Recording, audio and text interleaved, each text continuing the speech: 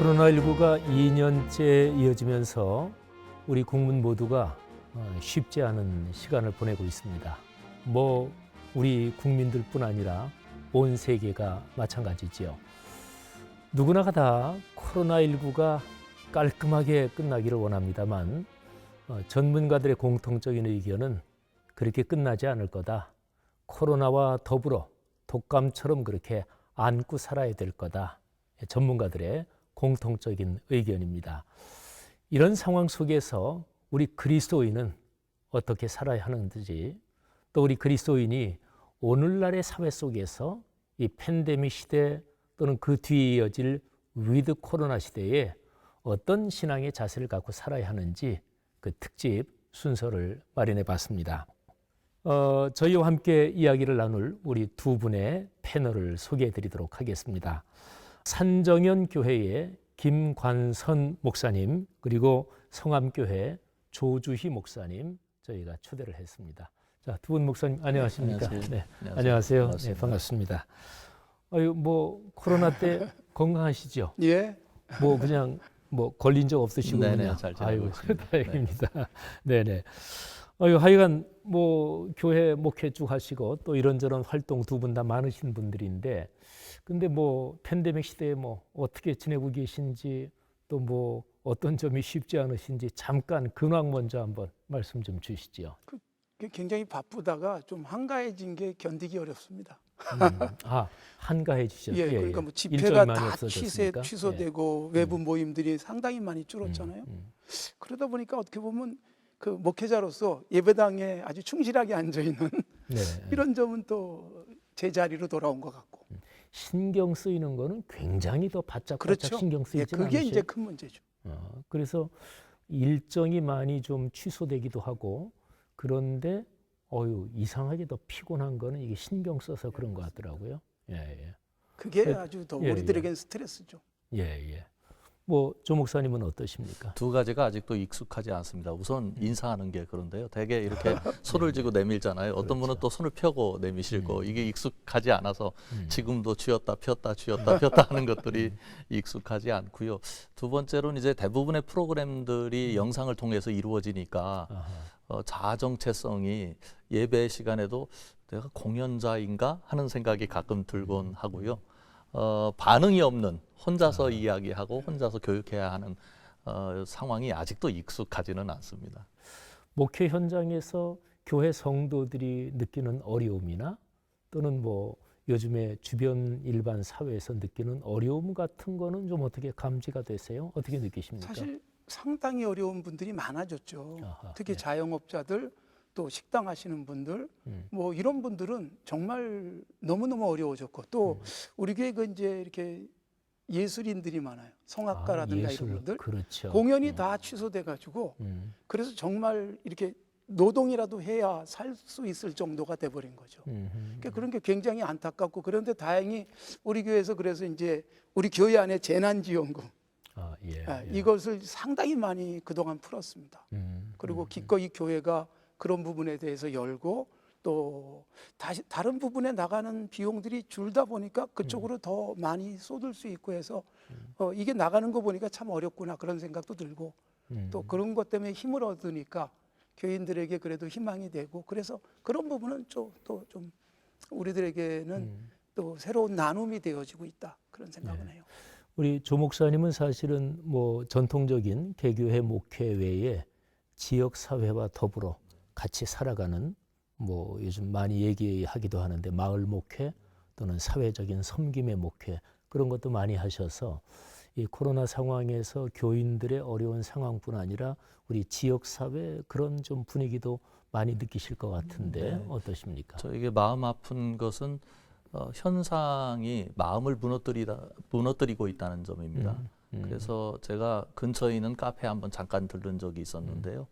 만나 뵙고 힘드시죠? 그렇게 말씀을 드렸습니다. 이유는 그 시간이면 그 카페에는 여러분들이 앉아서 담소를 나누고 있었던 풍경이 일반적이었는데 그날은 아무도 계시지 않더라고요.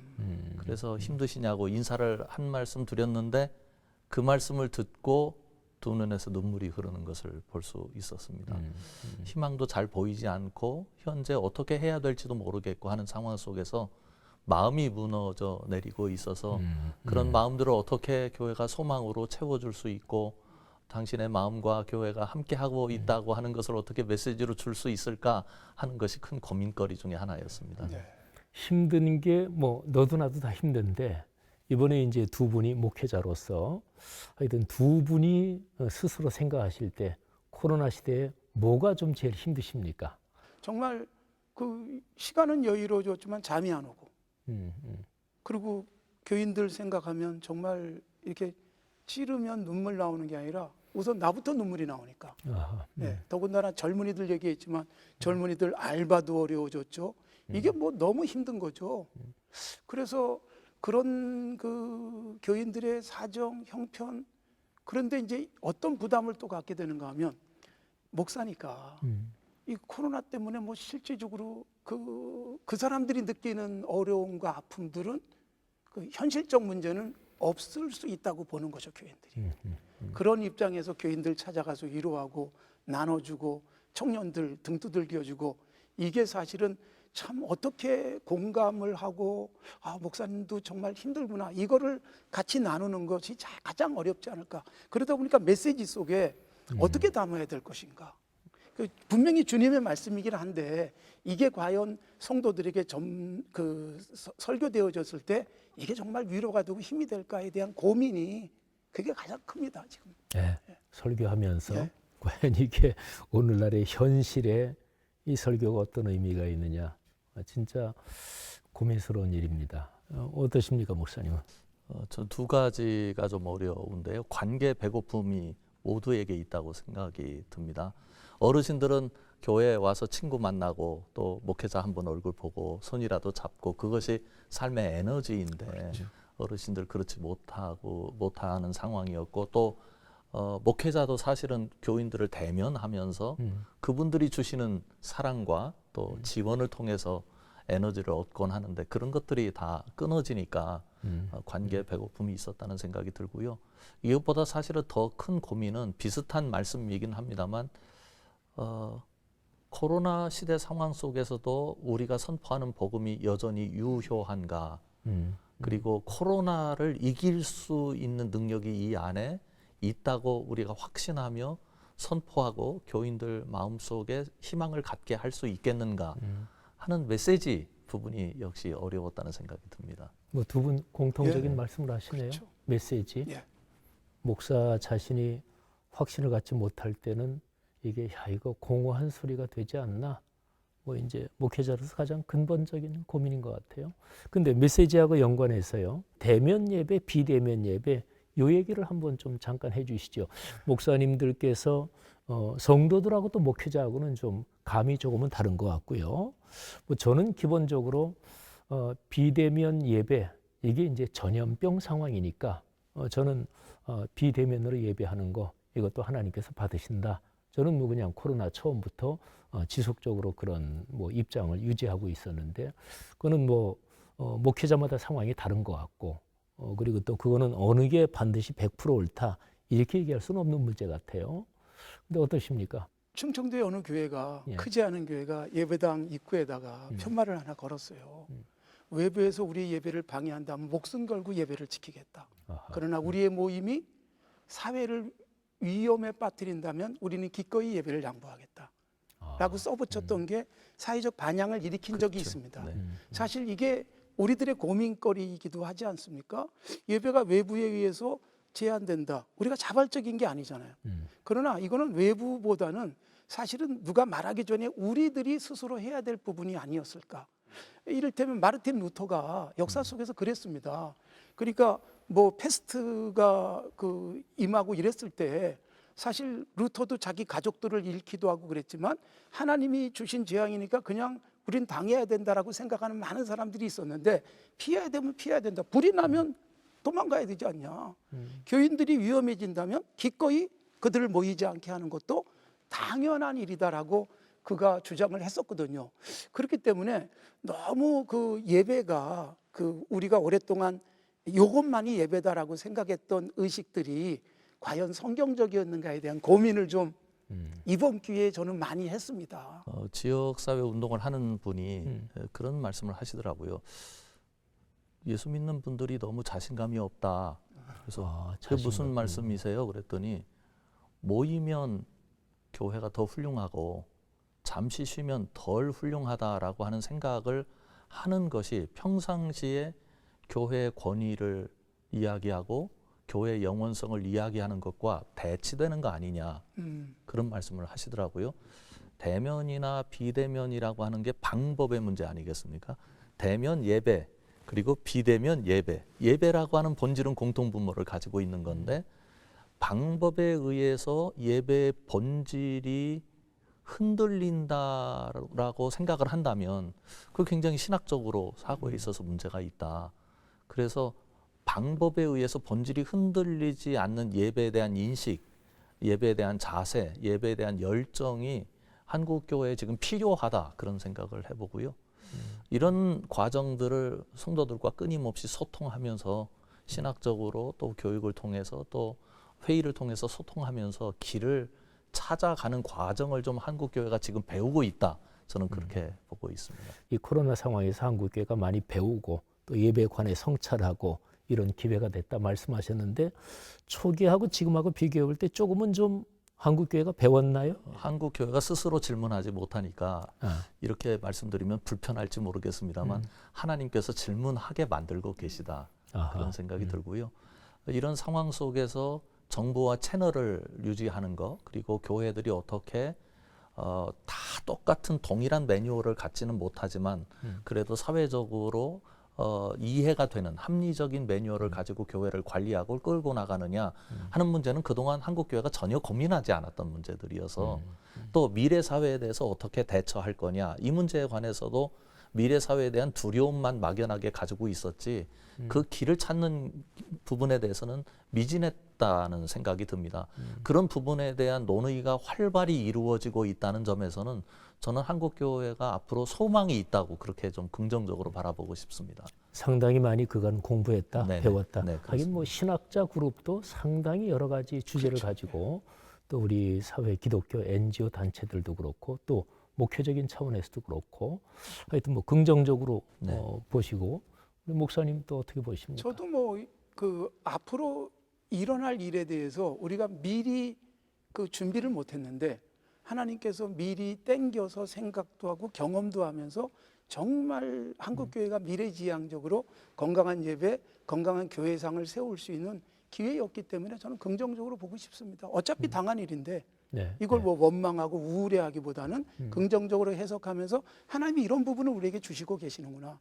뭐 항상 좋은 게 있으면 나쁜 것도 있는데 우리가 한쪽만 보는 게 아니라 하나님이 이런 때 주신 게 뭘까를 다 같이 생각할 수 있다면 한국교회 전체가 유익한데 교회 내부에서 그런 뭐 충돌들이 있는 것은 정말 좀 안타까운 일이죠. 교회는 세상 한가운데 존재하고 세상 속에 동떨어진 섬이 돼서는 안 되고 개토화돼서는 안 되고요.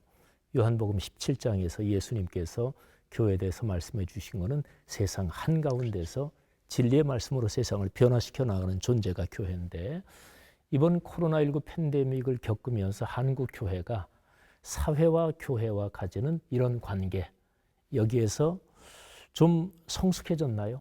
초기는 교회가 좀 그런 부분에서 실패하지 않았나 저는 좀 부정적으로 초기에? 봐요. 그래서 이 대사회적 이미지를 손상시킨 부분이 분명히 있다고 보여지거든요. 그리고 또 일부 어떤 인사들에 의해서 그것이 더 손상을 입혀서 결국 젊은이들이 교회를 등지게 만드는 결과도 오지 않았나. 그런데 이제 이런 부분에 대해서 벌써 20개월이 넘다 보니까 이제 정말 교회가 사회 속에 존재하는데 어떤 역할을 해야 될 것인가. 세상의 소금, 세상의 빛으로서 세상에 존재하는 교회가 세상이 볼 때도 정말 유익한 집단이야, 고마운 집단이야 라고 생각할 수 있도록 만드는 역할이 그나마 뒤에서 이어지면서 조금은 만회해가고 있지 않나 이런 생각은 좀 합니다.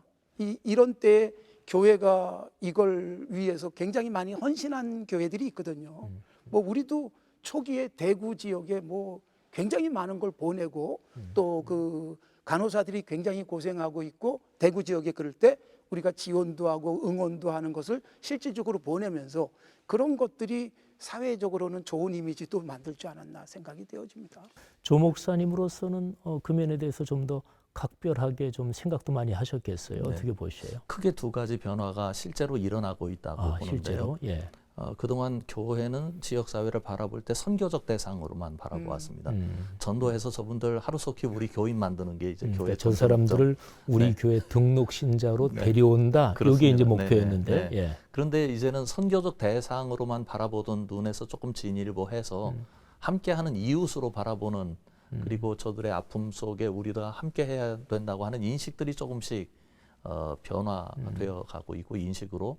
그다음에 두 번째로는 그동안은 교회가 지역 사회를 이웃으로 생각 안 한 것은 아닙니다. 그래서 이웃으로 대했는데 이 부분에 조금 관점의 변화가 일어나는 것 같아요. 아하. 그 선한 사마리아 사람 이야기 예수님께서 해주시면서 강도 만나서 쓰러져 있는 사람을 중심에 놓고 누가 이 사람의 이웃이 되겠느냐 말씀하셨는데 네. 말씀드리면서 그 네, 생각이 네, 나네요. 네, 그리고 첫 번째 말씀해 주신 우리 지역 사회를 선교의 대상으로만 봤다 그렇게 말씀하셨는데 그때 말씀하신 선교는 아주 좁은 의미의 그렇습니다. 선교죠. 네네. 본래적인 선교라는 넓은 의미는 지역 사회 자체에 우리가 이웃이 되어주고 거기에서 하나님의 뜻을 나타내고 그게 이제 본질적인 의미의 선교라고 봐야 되겠죠. 네. 예.